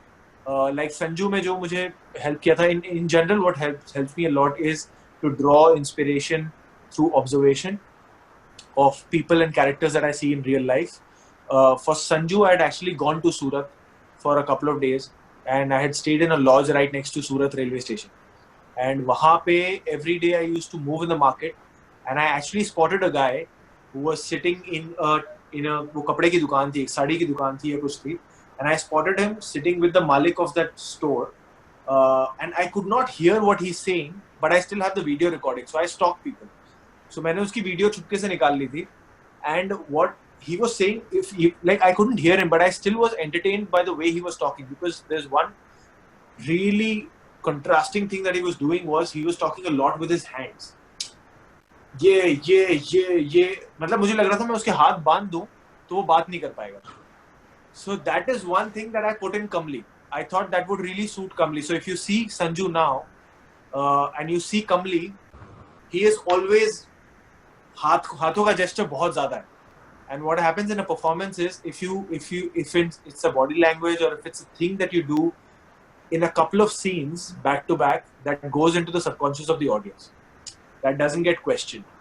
So then it becomes a character trait where you feel that he's doing something different, but you don't know what he's doing different. So these are these little things. So ये जैसे I try and derive it from real life. Uri का obviously it was a different approach. उसमें ज़्यादा physical prep था, and you know I needed to learn like the language and the way they talk, the way they walk, because army officials, if you notice, even if they're not in uniform, in the way they shake their hands, and the way they stand, the way they walk, the way they talk, you know he's from the army, he's from the defense. So I needed to imbibe that, irrespective of if I'm wearing the uniform or not. So that had a very different approach. So it's not कि मेरे acting में कोई process में difference आता है, but it's more to do with the reaching that character. Hi, Vicky. Hi, sorry. Now I found it. Oh, Hi, hi, Anmay. Vicky. Thank you so much. You are like my first ever role was with you on a AIB song. I don't know if you remember it. AIB का एक ही तो song किया है, उसमें कौन से which part? The Gandhi Baat wala song. हाँ, the dance thing that we did in Kamal. Yeah, so that was our first ever on-screen experience, and that was with you. And then you motivated me to be humble and to continue growing in the career. And thank you so much. So my question to you is, especially during this time, the time of COVID, how are you practicing the art of acting? And how are you staying motivated with you and your fellow actors and creators and different parts of the acting and the business? See, the thing is, how am I practicing the art of acting? I would still say कि it's not like मैं रोज कुछ रियाज कर रहा हूँ जैसे singers करेंगे, मैं वो ऐसा कुछ नहीं हो रहा. But I try and right now I'm just the thing about acting is there's no experience that you live in life that ever goes to waste. Like I told Muskan also कि अगर आप आज रो रहे हो बहुत ज़्यादा because आपको काम नहीं मिला, तो जब आपको काम मिलेगा और रोने के सीन आएंगे तो बहुत हेल्प हो गया. So there's nothing. Sometimes what happens is something that you do differently, or if you're sad or if you're happy, actors पागल हो जाते हैं कि हम ना वो observe करने लग जाते हैं कि अच्छा यार मैं ऐसे खुश फील कर रहा हूँ तो ऐसे behave कर रहा हूँ, या मैं दुखी फील कर रहा हूँ तो ऐसे behave कर रहा हूँ. मेरे साथ होता ही है. कई बार मैं अगर रो रहा हूँ और मैं बाथरूम में जाके रो रहा हूँ तो मैं आईने में मैं खुद को देखने लग जाता हूँ कि अच्छा ऐसे रो रहा हूँ क्या मैं, you know? या मुझे सबसे difficult acting क्या लगती है पता है? It's very छोटा सा चीज है, बट जब आप सोने की एक्टिंग कर रहे हो और फिर उठते हो ना, वहाँ ना बहुत लोगों की एक्टिंग पकड़ी जाती है. तो मुझे वो वाले, तो मैं जब भी सो के उठता ना, मैं कई बार ऐसे ऑब्जर्व करता हूँ कि यार कैसे सो के उठा था मैं, जो रियल लगा था, यू नो. क्योंकि कई बार हम एक्टिंग में वो करते हैं कि कोई उठाते हो तो झटके से उठते हैं या कुछ करते हैं. सो मैं ये सब चीजों में मैं ज्यादा सीखता हूँ कि I observe my self. there's always a Vicky Kaushal that is observing himself also and the circumstances around. So observation for me in general is also a very, very big tool as an actor. So obviously I'm not like picking up monologues and trying to do monologues and wo nahi ho raha, but this side of me is always active. That part of my actor and artist is always like up and about and attentive. So अभी भी कुछ अतरंगी कुछ दिख जाता है या feel होता है तो मैं उसको नोट करता हूँ. लाइक थिएटर में मैंने एक बात सीखी थी कि सत्यदीप दुबे जी एक थिएटर में वेटरन थे जो अब नहीं रहे. उनके साथ मुझे काम करने का मौका नहीं मिला था, बट एक मेरे दोस्त थे जो उनके साथ काम करते थे, और उन्होंने मुझे बताया था कि उनकी रिहर्सल ऐसे होती थी कि अगर वो गलती से चलते चलते गिर जाता था या एक ट्रिप करता था, he would make him do it again. कि अब इसको मानो कि ये एक्टिंग है, अब आपको पता है कि आपको ट्रिप करना है, but do it as naturally as you were doing it. So sometimes you repeat it and try and do it as naturally as you can, you know. So ऐसी चीजें, खुराफाती चीजें मैं करता रहता हूँ, बट अपार्ट फ्रॉम दैट मैं ऐसा कुछ ज्यादा वो वाला कुछ ज्ञानी जवाब नहीं था मेरे पास, बट ऐसी छोटी छोटी चीजें करता हूँ. Hi, Vicky. Hi, Swaratmika. I worked a lot with your dad, and the best memory I have, of Shyamji is in Afghanistan. We found the Gurdwara, which of course later got bombed. For Kabul Express. And we had cut up. Yes, for Kabul Express. I was the EP on lovely. Thing. And then I've done Chak De, and I've done many films with Shyamji, and I've done Bhangra Pale with Sunny. Lots of. तो yes, Sunny also. See, and now you are left. मुझे से विकी के साथ काम नहीं करना, बाकी मैं सबसे कर लूंगी. No. So now I will. In fact, I was chatting with Aditya because we've written a song, Banjar, in Kabul Express. Yes. So yes, I have all the coterie around you. Small world. Small world. So we shall hopefully work together. Yes. I I'm had a question for you. I know you've been saying in the past session that when you hear a story, what makes you tick is like an audience.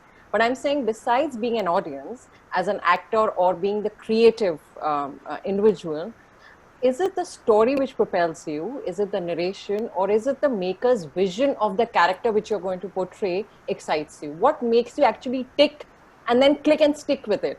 That's what my question to you is. Firstly, it is the story. At the very beginning, it's the story. But that's what I said, that I really want to know how the director's wanting to make it, is because, there are directors who can make the story as it is in the script, and there are directors who take it 30% out. You know, in terms of their execution, in terms of their vision, with their experience, or whatever it is. Correct. With their capabilities. And that's when I know that the film is going to become more than what it is on the script.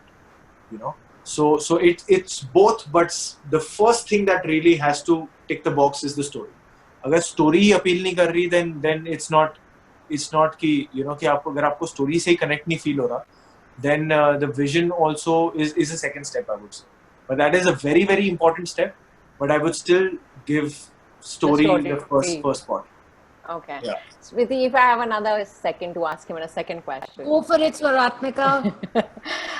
Vicky, just to know, because see, when you do a film like Masaan, right, which is not only a small budget, it's also, and then you do a film like Uri or a Razi, Man Marzia, which are like, would you, if you get a film which is not only on low budget, but the story is very strong, will directors or producers or the new ones, can they approach you? Are you approachable in that manner?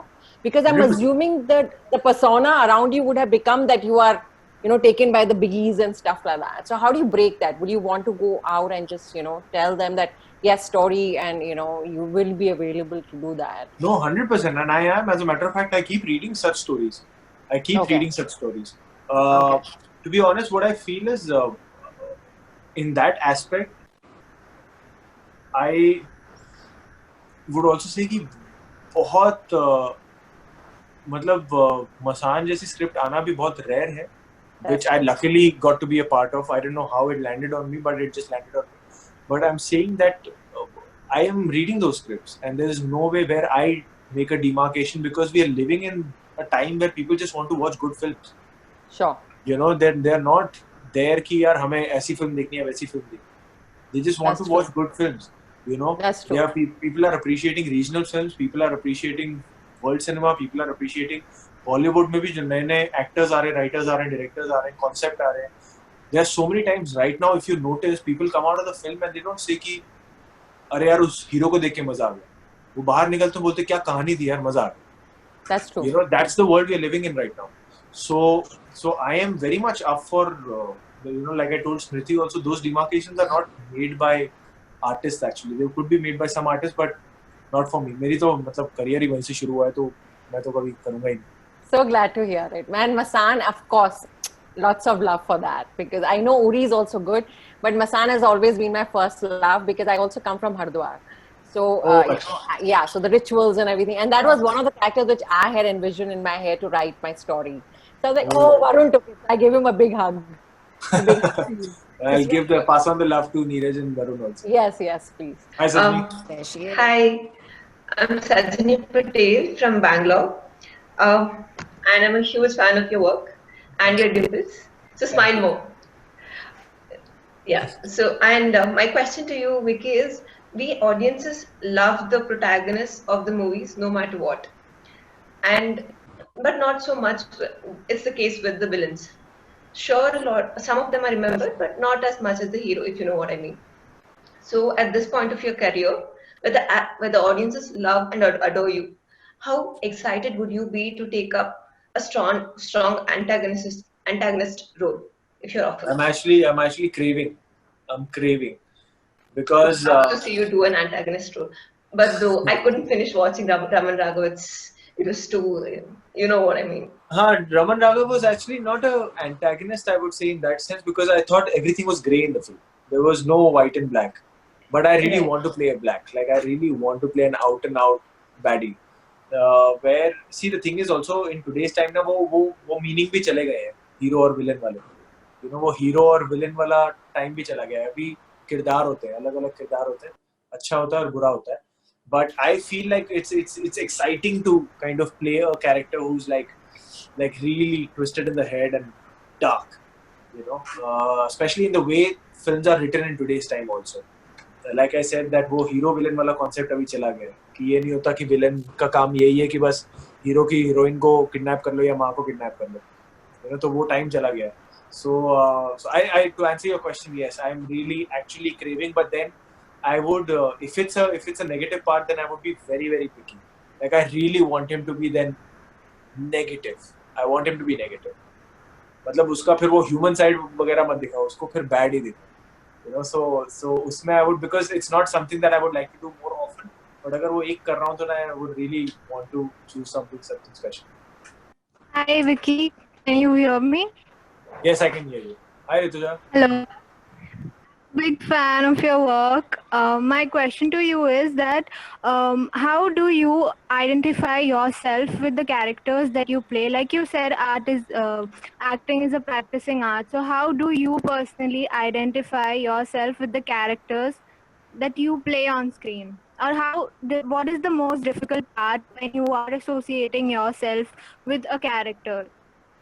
Firstly, I think the thing that I said before also, it's about not judging the character, because if a character is a cop or a thief or a murderer or a saint or whoever he is, in life what happens is they always find a logical reason for their doing, which makes them feel कि यार या तो ये मेरी ज़रूरत है ऐसा होना, या you know, they always find something logically right in what they do. So good or bad, whatever character I do, firstly I stop judging him and find the logical reasoning for what he's doing, which makes it just in my own head. Yeah, that's where it starts, and that's how I connect. And then of course, then you know, sometimes you need to read more about the world. Sometimes you need to go into the world and understand that world. Of course, chatting and bouncing off ideas with your directors and writer helps a lot. Working with your co-actors, but on a personal level, it starts from not being judgmental towards your character. Yes, Yes, hi. Aditya, we can hear Yeah, you. I'm from Hyderabad. I've dropped out from engineering because I wanted to do my bachelor's in filmmaking. Bachelor's in filmmaking. Yeah, so Okay. I'm doing it at university right now. So Nice. my question, should an actor, understand other aspects of filmmaking as well, or should he or she focus only on the craft? No, if you can, it'll be better. It's only going to help you.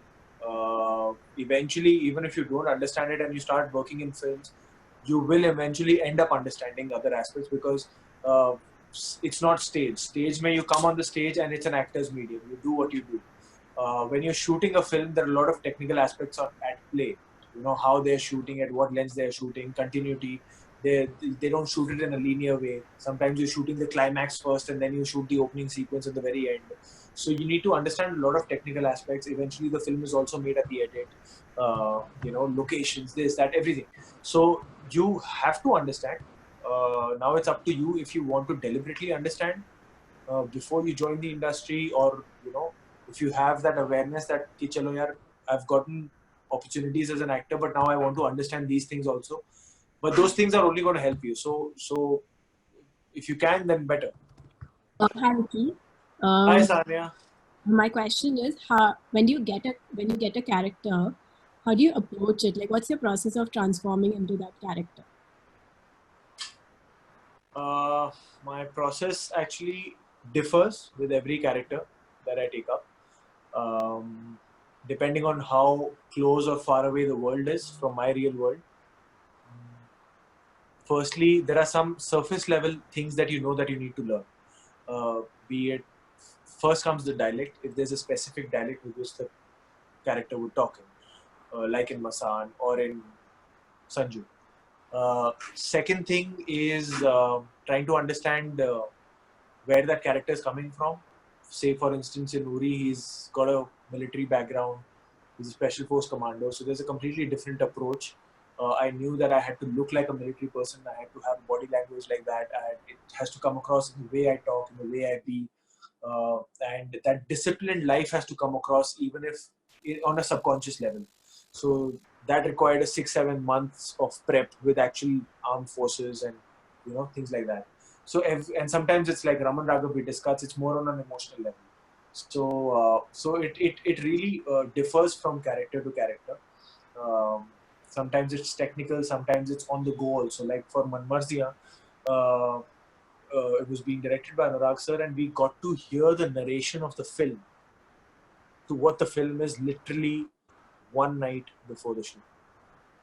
So I didn't have time to prepare and get into character. All I know is कि पंजाबी मुंडा है और मुझे सिर्फ अनुराग sir ने ये कहा था कि बाल नीले करा के आजा पंजाब. And मुझे पता ही नहीं कि हम क्या शूट करने वाले. Obviously I knew the story about it's about like sort of like a love triangle, but उससे ज़्यादा मुझे details नहीं पता थी कि ये character कैसा होना चाहिए. And we get to hear the narration a day before we start shooting, and I remember, मतलब he's very much on the go kind of a writer and a director. So the second half, the way it was written, and it kind of shook me also because the second half had gone into a sort of a dark space. तो मुझे लगा कि ये मन मर्जियाँ शुरू हो रही है, रमन राघव बन रही है. तो मैंने कहा ये क्या हो रहा है? तो फिर मैं थोड़ा सा ना ऐसा हिल गया था. But of course I had worked with Anurag sir so much as an assistant director, then Raman Raghav, to know that he's gonna keep changing, he's gonna keep evolving. So he decided that let's start shooting a song, so that we get into a what the world is and we'll understand the character, and then we'll start shooting talkie scenes. And with eventually whatever I do with every character, the last tool and the most promising tool for an actor is to surrender to it, is to surrender to the director and to the process. फिर आप बोलते हो कि यार आप जो करवाना है करवा लो, आपको वो करना पड़ता है, कि ये अच्छा ये character है तो ये कर लेगा character. So it depends from character to character. Sometimes it's on a surface level, sometimes it's on an emotional level, but eventually you just have to surrender to it. I always believe that if this is where you are and this is where the character is, you start walking towards the character, and then in the middle of the process, the character starts walking towards you, and you meet somewhere in the middle. Vicky, thank you so much for taking out this kind of time for us and for opening your heart and answering everyone and everything so honestly and so candidly. So thank you so much for doing this. Thank you, Smriti, for making me a part of this. Anything related to Mami, I'm always up for it. I feel that, this Mami is something that I'm genuinely proud of, coming from Mumbai and India. So anything related to Mami, I'm always up for it. But thank you for making me interact with people, with you, and with everybody through Facebook Live. And to everyone whom I spoke to, all the best. And to everyone whom I couldn't speak to, I'm really sorry. But maybe next time. But hope you stay safe, stay blessed. And all the aspiring writers, directors, actors that I spoke to. And Suratmika ji, aapko bhi. I really hope I get to work with you guys very, very soon. But this was such an inspiring session. I want to tell you guys that Vicky makes it a point every year, no matter what he's shooting, what he's doing, to make time for Mami. And we are very grateful to him for taking out this kind of time and having passion for a space that actually is a launch pad for a lot of new filmmakers, actors, DOPs, and just basically new film talent. When people like him endorse a space like this, it can really make a difference. So thank you, Vicky, once again. I just want to let everyone know about our upcoming session next Thursday. It is with director Ashwini Iyer Tiwari, and she's going to be talking about finding the magic in the mundane. So join us. And like I said, we are going to carry on doing Dial M for Films. And I hope you plug in and give us your feedback. Let us know how we can make this better, because we are also learning as we go along. And thank you so much for joining us. Thank you, everyone. Have a great evening and see you next time. Thank you, guys. See you.